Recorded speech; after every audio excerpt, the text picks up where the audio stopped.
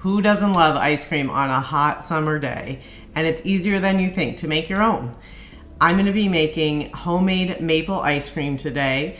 It's a flavor I can't easily find in the store, which is one of the best reasons to make your own ice cream. You can add in any mix-ins that you want, any crazy flavor combinations. You can be your own ice cream maker. And for the amount that you can buy in a premium pint, you can make a lot more at home with some really cheap ingredients and just your arm and a whisk, or if you have it, use an ice cream machine. There are two different types of ice cream. There's Philadelphia style ice cream, which does not have eggs and is not cooked. And then there's custard style ice cream, which does have eggs and is cooked. And that's the kind we're gonna be making today. That type takes a little bit longer. So if you're looking for something faster, maybe go the Philadelphia style route. But if you've got the time to wait for it to cool off, then go for the custard style. It's rich and creamy and definitely rivals anything that you can get in the store. First, I'm gonna whisk together 8 egg yolks. I'm gonna be making maple ice cream, so I'm gonna be using maple syrup in place of the sugar. I'm gonna set that aside, and in a medium saucepan, I'm gonna stir together the cream, half and half, salt, and the remaining sugar, in my case maple syrup, and I'm gonna cook that over medium-high heat, stirring it often until it comes to a simmer, and then I'm gonna reduce the heat to medium. Now I'm gonna take a half a cup of this hot cream mixture and I'm gonna mix it into the egg mixture, whisking the whole time quickly so that I don't cook the eggs.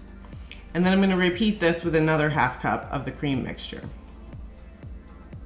Now, using a heat-proof spatula, I'm going to stir that cream and egg mixture back into the saucepan, into the cream until all of it's combined, and I'm gonna cook it for about 1 to 2 minutes or until it's thick and it coats the back of the spatula.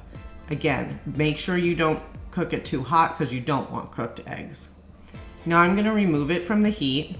I'm gonna strain this mixture through a fine mesh sieve, which gets out any little eggy particles that might have come together while you were cooking it.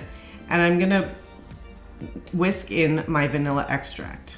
I'm gonna set this bowl in an ice bath, which is just a fancy term for a bowl filled with ice cubes and water.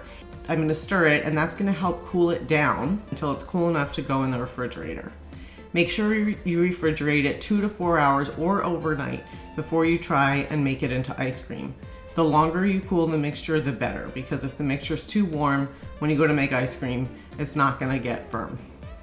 Once your ice cream mixture has cooled, you're ready to start churning. So if you're gonna do this by hand, break out your whisk and get your arm ready. But if you're going to use an ice cream maker, make sure you get it all set up. Your freezer bowl should have been frozen overnight. Don't skimp, your ice cream won't turn out well. You put the blade attachment in,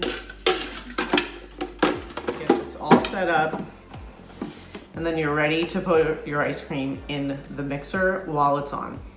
You're going to let this run for about 20 minutes or until the ice cream is the thickness that you want.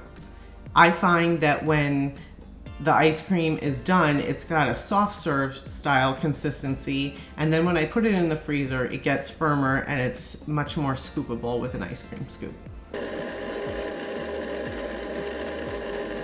All right, the time has come. It's been about 25 minutes, maybe a little bit longer, and my ice cream is ready. You want your ice cream to be thick enough, like it's the consistency of soft serve. You don't want to be able to scoop it yet. It'll get colder in the freezer, but you want it to be still churned. So somewhere between 25 and 45 minutes. I usually go about 25 to 30 for mine, and then it definitely firms up in the freezer. So just get that stuff out of there and you're ready to start eating. Now it's time for the real test. Yum, look at this. It's gonna be even better tomorrow when it firms up, but I like this soft serve-like consistency.